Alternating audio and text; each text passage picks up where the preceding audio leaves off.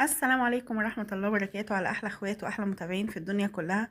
ازيكم يا حبايب قلب؟ عاملين ايه؟ كل مليون سنة وانتم طيبين. النهاردة 2 رمضان والجمعة الأولى من شهر رمضان الكريم. كل سنة وانتم طيبين. شهر رمضان الذي أنزل فيه القرآن هدى للناس، يعني ربنا نزل علينا القرآن في شهر رمضان الكريم. طيب يا حبايب قلبي، نعمل ايه في الشهر الكريم ده؟ طبعا الصيام والصلاة على النبي عليه أفضل الصلاة والسلام، والدعوة المستجابة يا حبايب قلبي. النبي عليه الصلاة والسلام كان أول حاجة بيعملها أول ما المغرب يأذن كان له طقوس معينة. يعني ما شاء الله. إيه هي دي؟ إن كان لما كان المغرب يأذن يقعد الأول يدعي، لأن بيقول إيه؟ دعوة لا ترد ودعوة مستجابة. يعني يا دوبك كده المغرب يأذن، مش نروح نجري على العصير والمشروبات والحاجات دي. المغرب يأذن ونقعد ندعي يا حبايب قلبي، وبعد كده نفطر بقى براحتنا. يعني نفطر حاجة خفيفة وبعد كده نقوم نصلي المغرب. تمام، وتيجي صلاة العشاء. رمضان يا حبايب قلبي، انا اسفه للي انا هقوله، بس يعني معلش معظمنا كنا بنعمله فيما قبل كده. لكن دلوقتي الحمد لله مع النت ومع التطور، وان احنا بنسمع قنوات القرآن وبقى دلوقتي فيه يعني حاجات معرفة ان احنا نعرف منها ديننا كتيرة جدا جدا جدا.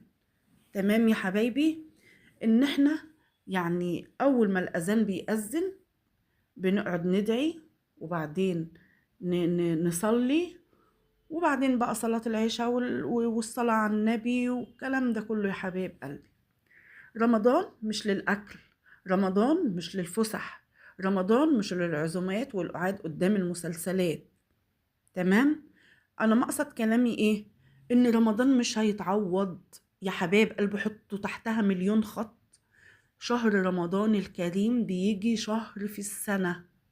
المسلسلات طول السنة، يعني احنا هنستخسر في ربنا سبحانه وتعالى ولنفسنا شهر شهر من الاستجمام، شهر من الروحانيات، شهر للقرآن الكريم والتسابيح والصلاة وصلاة التراويح. الحاجات دي يا حبايب قلبي أقسم بالله امشوا عليها هتبقوا أسعد من إن احنا نقعد نعمل قطايف. هنعمل وكل حاجة، بس مش بالبهرجة.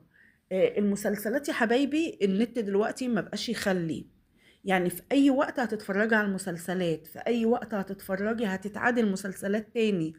ما كانش على التلفزيون. تمام يا حبايبي، هتبقى ايه؟ على النت دلوقتي ما بقاش يخلي حاجة. اي حاجة انت عايزاها من زمان، من زمن الزمن زي ما بيقولوا، هتلاقيها موجودة على النت. فليه يا حبيبة قلبي تضيعي صيامك؟ ليه يا أخي؟ ليه يا أختي؟ ليه يا بنتي؟ ليه يا حبايب قلبي تضيعوا الشهر الكريم والفرصة الجميلة دي؟ ده فرصة من ذهب ما تتعوضش تاني. النهاردة أول جمعة من شهر رمضان الكريم. قرأت سورة الكهف، الحمد لله أنا لسه قرأها دلوقتي ومخلصاها والحمد لله، وخلصت الجزء بتاعي. يلا يا حبايب قلبي، الصلاة على النبي، أكثروا من الصلاة على النبي عليه أفضل الصلاة والسلام. يا حبايب قلبي اغتنموا الفرصة، اغتنموا الفرصة يا حبايب قلبي للسكون وهدوء القلب وراحة القلب والطمأنينة بالقرآن الكريم والصيام. والله يا حبايب قلبي احنا في أيام أحلى أيام في الدنيا كلها. القرآن في رمضان له طعم مختلف، فهو شهر نزوله. ربنا يا حبايب قلبي يتقبل مننا يا رب صيامه وقيامه، وما ننساش نجبر برضو بخاطر بعض.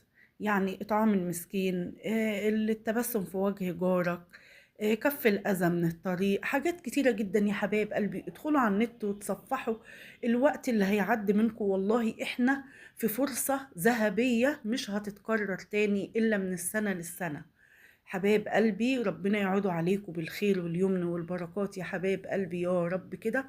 وربنا يتقبله مننا، يتقبل صيامنا وقيامنا يا رب، اللهم امين. يا رب تقبلوا مننا. يا رب بدعي ليا وليكوا ولكل المتابعين ولكل حبايب قلبي، اخواتي وولادي وربنا يجعله رمضان خير وهنا وفرح وسعادة علينا وعلى الأمة الإسلامية كلها. يا حبايب قلبي اغتنموا الفرصة. احنا بنقعد قد ايه في المطبخ؟ خلي ليكي ساعة، الجزء يعني ساعة. ربنا سبحانه وتعالى ملهوش ساعة في يومك، ساعة لقراءة القرآن. هتنفعي نفسك على فكرة، محدش هينفعك. اما ننزل قبرنا معلش محدش هينفعنا، محدش هيقول اصلها كانت بتعمل فطار ادوها جزء من اللي احنا قرناه. كل واحد كتابه بيمينه وكل واحد باللي عمله. اعملي لنفسك لان محدش هيعملك. اغتنم الفرصة يا حبيبة قلبي، اغتنم الفرصة. محدش هينفع حد. هنروح في مكان لا يوم لا ينفع فيه مال ولا بنون إلا من أتى الله بقلب سليم وعمل. اعملي يا حبيبة قلبي، ابدأي من النهاردة.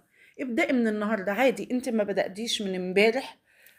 ابدأي من النهاردة، خلي حياتك أسعد النهاردة بقراءة القرآن والتقرب إلى الله والدعوات. الدعوات مستجابة يا حبايب قلبي، ادعوا باللي نفسكم فيه.